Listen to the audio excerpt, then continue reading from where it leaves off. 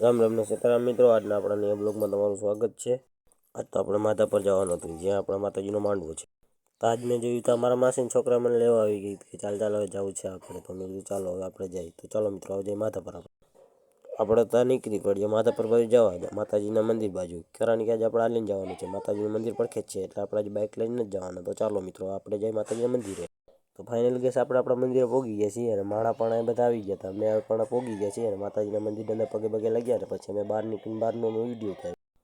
તો final gas હવે કલાકાર પણ આવી ગયા છે, અને હવે થોડીક વારમાં પ્રોગ્રામ ચાલુ થશે, એટલે તમે છેલ્લે સુધી વિડીયોમાં બન્યા રહેજો। ફાઇનલી ગેસ પ્રોગ્રામ ચાલુ થઈ ગયો છે, અને આપણા વનરાજભાઈ પણ આવી ગયા છે। વનરાજભાઈ ઇન્સ્ટાગ્રામમાં આપણે ફેમસ જ છે।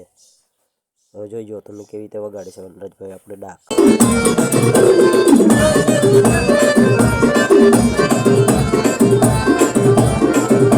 આ અમારે ગાયક કલાકાર છે ગુમાનભાઈ, તે આજે અમારા માતાજીના પ્રોગ્રામમાં ગાવા આવ્યા છે।